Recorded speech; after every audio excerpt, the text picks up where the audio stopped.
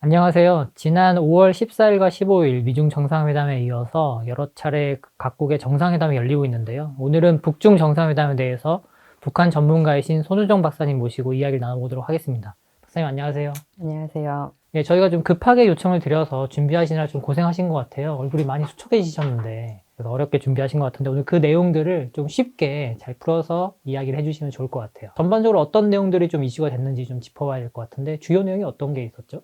한 세 가지 정도 눈에 띄는 핵심 내용 중심으로 네네. 말씀드릴게요. 하나는 양자 관계에 대한 부분입니다. 네. 이전과는 달리 조선 반도가 아니라 지역 및 세계로 양자 관계에 대해서 좀 중점이 맞춰졌습니다. 네네.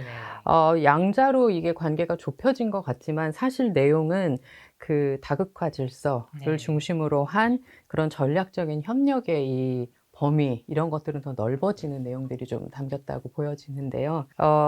조선반도 안정이나 뭐 북한의 비핵화 이런 부분을 시사하는 표현들은 등장하지 않았습니다. 네네. 그리고 또 국제 정세 변화에도 확고한 관계라거나 아니면 사회주의 국가 이런 부분을 강조한 거는 중국이 북한을 대등한 파트너로서 같이 네. 협력을 해 나가겠다는 또 중국이 추구하는 그런 다극화 질서에 북한의 참여를 좀 유도하는 네네. 그런 부분들이 좀 눈에 띄었고요. 그래서 이 중국이 주도하는 질서가 유리한 전략 환경이고 그리고 북중 관계를 격상해서 여기로부터 정치, 경제적인 그런 이익을 추구하는 부분들이 양자 관계에 담겨 있는 것 같습니다. 핵심 이익에 대한 부분도 네. 나왔습니다.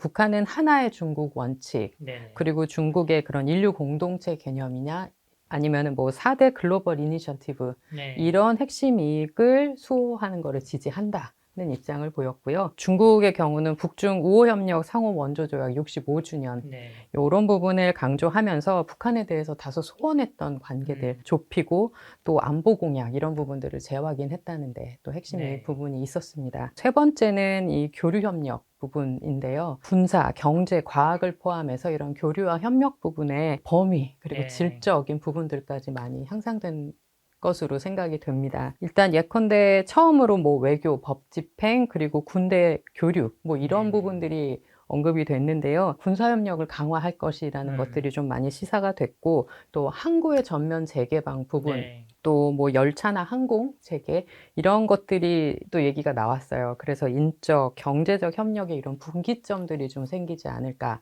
하는 생각을 하게 합니다. 또 올 2월에 북한 9차 당대에서도 그 대외무역이나 관광업 이런 것들이 이제 경제를 위한 핵심 산업 이렇게 좀 간주가 되고 있는 게 보였는데 여기 부분에서 가장 큰 후원이나 참여가 아마 중국으로부터 나올 가능성이 좀 있지 않을까를 네. 예상하게 합니다.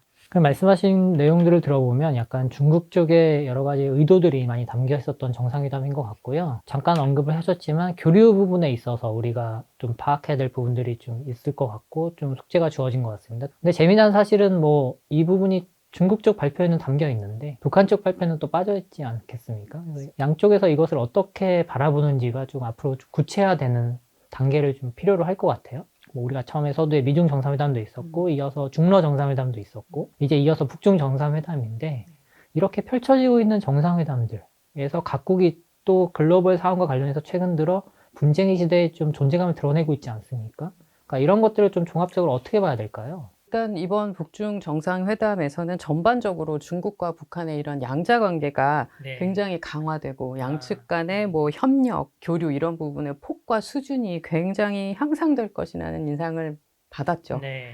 그리고 말씀 주신 것처럼 최근에 북중러의 행보를 보면 미국 중심 질서에 대응하고 네네. 또 이 미국 중심 질서가 부과한 제재 압박에서 벗어나는데 네. 공동의 이런 접점들이 있는 것 같고요. 그래서 서로의 이익을 옹호해 주며 글로벌 공급망 확보나 또 이들이 주도하는 그런 경제 협력 체제를 구축하는데 네. 좀 관심들이 있는 걸로 보입니다. 음. 반미연대, 다극 질서 구축 요런 부분들이 네. 지금 말씀하신 뭐 2024년 북러 간 포괄적 그 전략적 동반자 관계 조약이나 네. 아니면은 26년 올해죠. 5월 또 중러 정상회담 공동 성명 네. 그리고 북중 정상회담 이제 결과 발표문 많이 드러나고 있는 것 같아요. 네. 근데 한편으로는 또 각자의 이익들도 있습니다. 맞습니다. 그래서 중국의 경우는 아마도 대미 견제 그리고 지역 내 리더십이나 통제권들을 네네. 확보하는 데 조금 더 관심이 있을 것 같습니다. 대미 경쟁에서 일단 북한의 전략적인 가치 이런 부분들을 활용하고 네. 또 북러 협력이 심화되면서 거기에서 있을 수 있는 부작용들 이런 것들을 관리하는 데 중국에 또 이익이 있을 것 같아요. 네.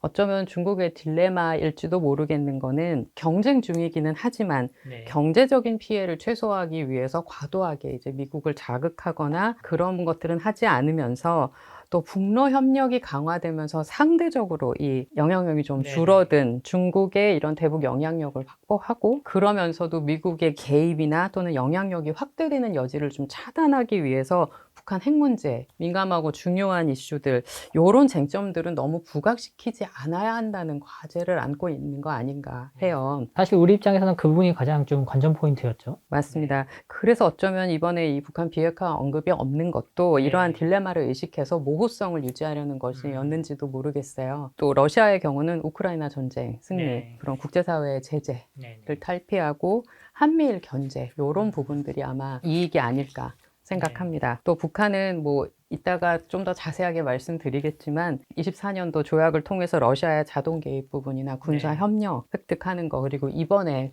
중국하고 이 혈맹 관계를 재확인하면서 안전보장 부분을 강화했다는 거 네. 그리고 또 중국의 이 비핵화 언급이 없는 거를 약간 이 핵보유 묵인 효과로 사실상의 핵보유국 주장 요런 것들로 연결을 하고자 하지 않을까 생각이 되고요. 또 군수 국방 그리고 경제적인 실리 이런 것도 확보하는데 아마 의도, 뭐 이익 이런 것들이 있지 않았나 합니다.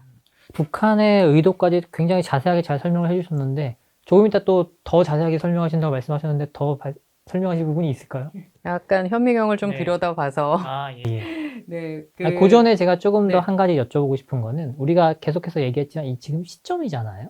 지금 시점에 중국이 미국을 만나고 러시아를 만나고 그다음에 이제 북한을 만나게 되는데 사실은 북한은 이제 찾아간 거죠. 시진핑이 방북을 한 지가 벌써 한 7년여 되지 않았습니까? 그래서 갔는데 뭐 사실 작년에 경주 에이펙에 참석을 했을 때부터 방한 다음에는 이제 차례대로 방북 가능성이 있다라는 얘기도 좀 있었고 근데 그런 가능성 속에서 지금 시기에 이제 북한을 찾아가서 시진핑 국가주석과 김정은 위원장이 만나서 이런 회담을 가지고 또 어떠한 결과물들이 구체적이지는 않지만 양측 간에 굉장히 좋은 분위기에서 발표가 됐고 이런 점에 있어서는 이제 어느 정도 이제 중국의 포석은 저희가 좀 이해할 수 있을 것 같고 이제 북한의 동네 깊게 좀 자세하게 내용들을 전달해 주시면 좋을 것 같습니다. 현미경으로 조금 북한의 셈법이라면 네. 셈법일까 이걸 좀 들여다보는 노력을 해본다면요. 먼저는 지난 몇 년간 행보들이죠. 대외적인 레버리지를 극대화하고자 하는 거가 제일 눈에 띕니다. 중러한테는 이제 북한은 자기의 전략적인 가치를 높이고 그리고 미국에 대해서는 반대로 협상력을 되게 제고할 수 있다는 레버리지가 되는 거죠. 중국, 러시아하고 이제 경제 협력을 통해서 대북 제재를 약화하는 효과 추구하고 있는 것 같아요. 이런 부분이 우리가 우려하는 점이고 또 이런 전략적인 옵션이 북한이 많아지면서 원하는 요구 조건이 안 나온다. 맞지 않는다. 그러면 굳이 협상으로 가지 않겠다 하는 식의 이런 문턱을 높이는 네, 그런 의도 그리고 그런 효과들을 가지고 가려고 하지 않을까 하는 부분이 이제 첫 번째 우려되는 부분이고요. 또 두 번째는 이제 안보 이익 부분입니다. 네. 북한이 지금 항상 뭐 양자관계 중심이기도 하고 국제사회에서 되게 고립되는 부분이 있었는데 뭐 러시아, 중국 이렇게 대외 활동의 폭을 좀 넓히면서 국제적인 위상을 강화하고 또 안전보장을 획득하려는 이런 시도들이 이번에 좀 구체적으로 많이 보입니다. 김정은 위원장의 그런 대외 활동에 따른 이 국제적 위상이 많이 높아졌다. 이런 부분들을 업적으로 대내 그리고 대외에도 되게 과시하고 메시지를 발신할 수도 있죠. 중국, 러시아의 이런 사실상의 그 군사적인 부분들, 자동 개입을 시사하는 그런 부분들을 유도하면서 이 한미동맹에 대응하는 메시지도 강하게 발신하려고 할 수도 있겠습니다. 중국, 러시아의 군사적 후원, 이런 부분을 과시하고 전방위 공조, 이런 모습 보이면서 실질적인 또 군사력을 강화하는 그런 우려도 좀 있습니다. 결국에는 이제 세 번째가 정권의 공고화 부분일 네네. 텐데요. 국가주의를 되게 강화하고 있는 중이었고 북한이 거기에다가 경제 군사력 네. 이런 부분을 증대시켜서 핵경제 병진 노선 실질적으로 구현하는 것과 연계를 할 가능성도 있을 것 같습니다. 화병의 반사 이익이라거나 네. 아니면 중국의 이런 광범위한 지원들 실질적인 업적으로 일단 확보할 수가 있고 핵 능력과 뭐 네. 경제 능력 이런 거를 동시에 가져가는 그런 것들을 통치자의 업적으로 이제 좀 보임으로써 민심 이탈 방지 또 내부의 이런 폐쇄성을 계속 유지하면서 정권을 공고하게 하는 네. 그런 또 동력으로 활용을 하지 않을까 하는 것들이 북한의 좀 의도가 들어있는 게 아닌가 생각합니다. 네, 그럼 북한으로서는 이번 정상회담을 통해서 참 많은 것들을 좀 달성할 수 있었다라고 볼 수도 있을 것 같고요. 사실 뭐 이번 정상회담이 열리기 전부터 분위기는 조금씩 감지되지 않았습니까? 남록강 대교 개통 문제도 있었고 또 여러 가지 시그널들이 있었는데 이런 것들을 놓고 보면 북한이 경제 발전에 굉장히 관심이 많은 것 같고 그런 것들을 달성하기 위해서는 어쨌거나 중국의 지원이 필요한데 중국뿐만 아니라 북한으로서는 아까 말씀하신 제재를 같은 것들을 어느 정도의 해제를 통해서 많은 것들을 이제 국제사회에서 얻어내고 싶을 것 같아요. 이런 게 혹시 모멘텀이 된다면 뭐 북미 대화 가능성 같은 것도 뭐 아예 없지는 않지 않나. 두 개 국가를 주장하지만 우리나라와도 이제 뭐 그런 면에서는 대화를 할 수 있는 것이 아닌가라는 또 생각도 드는데요. 일단 우려점 네네. 그리고 또 우리는 그래서 뭐를 고려해야 하는가 이런 것들을 제가 한꺼번에 좀 설명을 드려보면 중국하고 양자관계를 돈독하게 하고 중국이 이제 뭐 조선반도 이런 표현들이 등장하지 않고 이런 것들을 보면 좀 우려하는 거는 북한의 적대적인 두 국가 주장 이런 부분이 암묵적으로 좀 힘을 받는 효과가 좀 있지 않을까 하는 생각이 좀 들었습니다. 그렇게 된다고 하면 좀 긴장해야 될 요소들이 있죠. 북한이 지금 적대적인 두 국가 주장 하에서 국경 요새화라든지 아니면은 대남 위협을 좀 현실화하려는 공세적인 대남 조치가 합리화되는 걸로 연결되지 않을까 하는 우려점이 좀 있습니다. 네. 또 유의점 하나는 중 또는 북중러가 가시적인 군사협력 부분을 수행한다거나 또는 이걸 뭐 제도화한다거나 또 다른 한편에선 또 한미동맹이나 뭐 한국의 이런 군사활동들에 대해서 또 북중러가 공동 대응을 할 가능성이 있다거나 뭐 이런 부분들에서는 우리가 국방 부분에서 좀 경계하면서 주시를 해야지 될 것 같고요. 아까 말씀하신 북미 대화 부분도 걱정들 많이 하실 겁니다. 대화가 이루어지는데 그 의제 비핵화가 빠지게 된다면 비핵화가 빠진 북미 협상이 전개될 가능성에 대해서 많이 우려가 됩니다. 특히나 지금처럼 이제 대북 제재의 효과를 조금 감소시키고 무력화 이런 쪽으로 한다면 그 미국의 카드가 좀 약화되지 않을까에 대한 우려가 있습니다. 이런 상황에서 우리가 그러면 혹시 위기를 기회로 만들어 볼 수 있는 것들은 뭐가 있나 생각해 보면 아까 왜 제가 북중러 각각의 또 이익이 있을 거라고 말씀드렸었는데요. 북중 간의 이익 또 입장의 차이가 있을 겁니다. 이런 부분 좀 살펴볼 필요가 있지 않을까 해요. 뭐 우리가 2019년에 북중 정상회담 여기에서는 비핵화 어딩이 있었는데 이번에는 비핵화 어딩이 없다. 그래서 중국의 입장이 변한 거 아니냐 하는 생각을 하지만 중국 입장에서는 뭐 상황을 관리하고 이제 관계를 관리하기 위해서 그런 모호성을 유지하는 차원일 수도 있습니다. 뭐 공식적으로 입장이 바뀐다 뭐 이런 부분이 나와 있지는 않습니다. 그렇기 때문에 완전히 비핵화를 용인한다 이렇게 단정 지을 수는 없을 것 같고요. 말씀 주신 것처럼 중국 측의 발표하고는 달리 북한에서는 중국과 군사 분야에 대한 협력 또는 통상무역 내용 이런 것들이 좀 빠져 있습니다.